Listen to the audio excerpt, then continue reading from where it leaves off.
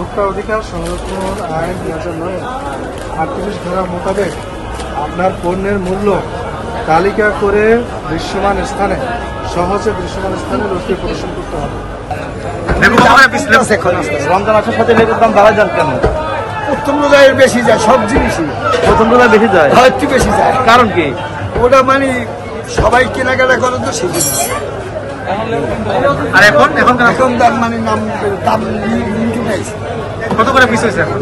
আপনার ছিল 9 টাকা পিস, 10 টাকা বিক্রি করেন। যখন কোনো পণ্য বিক্রি করবেন, যদি মোড়কজাত পণ্য হয় তাহলে মোড়কের গায়ে এর মূল্য লেখা থাকবে মেয়াদ নেই। যদি মোড়কজাত পণ্য না হয় তাহলে আপনি বোর্ডে সেটা ঝুলিয়ে দিতে বাধ্য হবেন। আমি একটু আগে যে আইনের কথা বলেছি ধারা করে, ওই ধারা মোতাবেক আপনি বাধ্য যে আপনি খোলা পণ্যের মূল্য প্রদর্শন করবেন, না করলে আপনার বিরুদ্ধে আইনানুগ ব্যবস্থা নেওয়া হবে।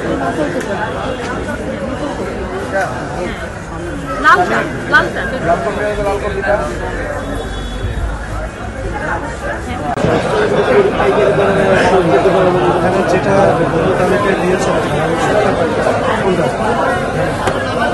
এখানে মূল্য তালিকা যেটা এটা হচ্ছে দারচিনি 140 টাকা, ছোলা হচ্ছে আপনার 105 টাকা। না, ছোলা আছে এখানে।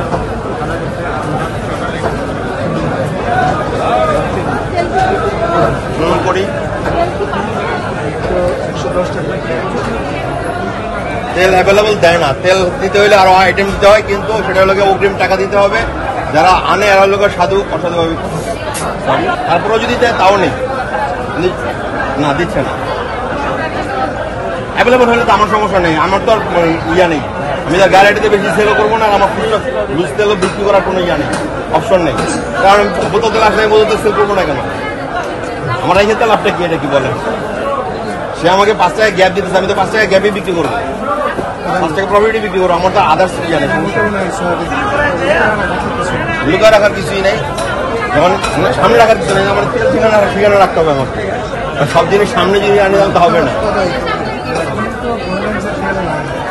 5 লিটার তেল যদি আপনার একটা দুটো থাকে, আপনার এটা তো আমার কাস্টমার যদি বাসাবাড়ির কাস্টমার হয় তাদেরকে আমার দিতে হবে।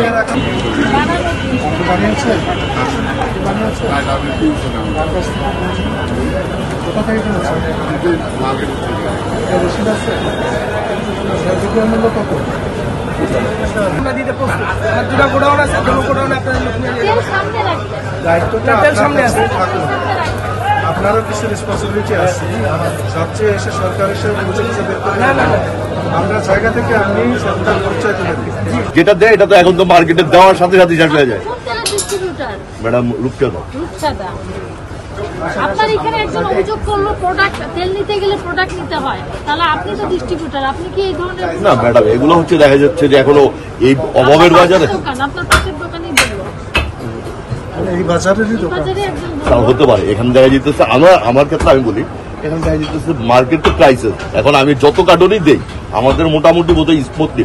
এবার রূপচাঁদা কিন্তু আপনার কোড খোলে, কোড ওপেন করেও আপনার কয়েকটা ইয়ে দিচ্ছে, অনেক দোকানে মাল দিচ্ছে। আচ্ছা, প্রথমে যখন আমরা জিজ্ঞেস করলাম তখন বললেন যে এই যে মাল তেল আছে এর বাইরে আর নাই, এটা কি মিন করছেন যে দোকানে নাই, গোডাউনেও নাই?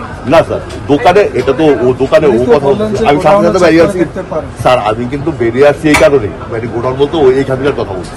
আপনি তো এটাই বললেন যে ট্রেনে গোডাউন, আমার গোডাউন হইছে এইটা। আপনার গোডাউনটা দেখো ওইটা তো ডিলারশিপ হিসাব আলাদা। আমি তো এটা বলছি এই গোডাউন আর নাই। স্যার আমি এই কারণে কিন্তু আমি নেমে আসছি এই কারণে।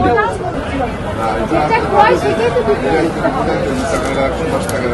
আপনি বলছেন ক্রয় এইটা 107 টাকা, এইটা 10 টাকা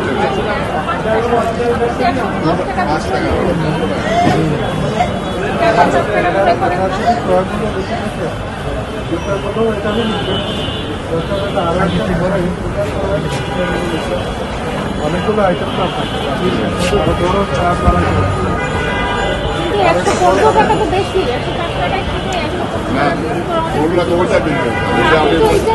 10 টাকা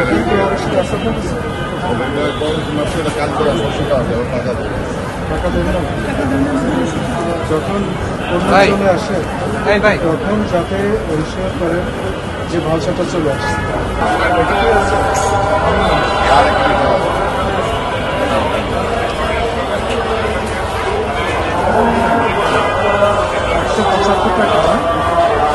এমআরপি এর চেয়ে বেশি তো বিক্রি করেন না। লাভ নাই, দেখো 2 টাকা 3 টাকা লাভ নাই। লাভ প্রোডাক্টে করতে হবে এমন তো না। না না ঠিক আছে, আমাদের 4-5 সদায় না একটা তেল চাইলে বলে 5 লিটার তো নাই আজ। এমআরপি হচ্ছে বেশিতে বিক্রি করা যায় না।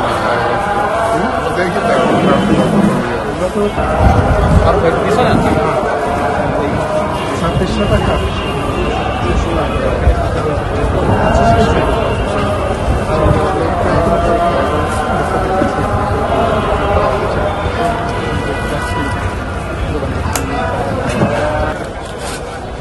ভোক্তা অধিকার সংরক্ষণ আইন 2009 38 ধারা মোতাবেক আপনার পণ্যের মূল্য তালিকা করে দৃশ্যমান স্থানে সহজে দৃশ্যমান স্থানে রসিদ প্রদর্শন করতে হবে। না করলে আপনার 50,000 টাকা অর্থদণ্ড, 1 বছরের কারাদণ্ড বা উভয়দণ্ড হতে পারে। এটা জানতেন আপনারা? জানার পরে কেন দিচ্ছেন না এটার মূল্য?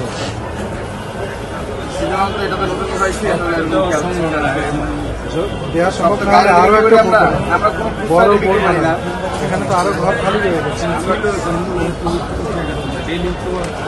1400 বিক্রি করলে কত? 1350। ওই আমার কি হইল?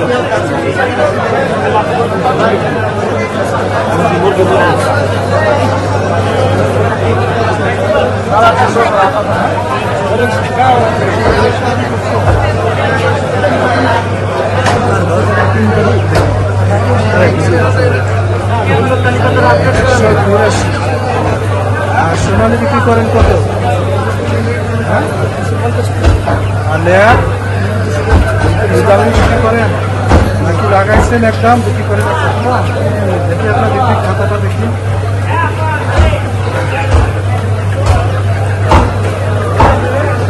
আপনার লাল খাতাটা দেখি।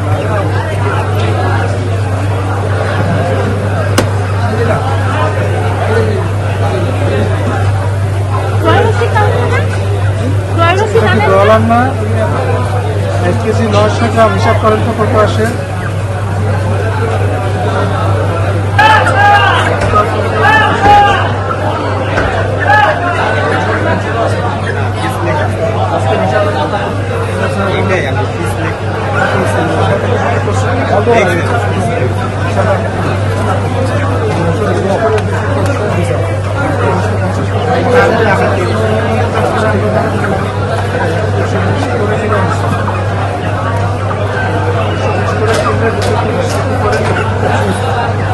আমরা আজকে বলে 230, আমরা চলে গেলে আবার 20 টাকা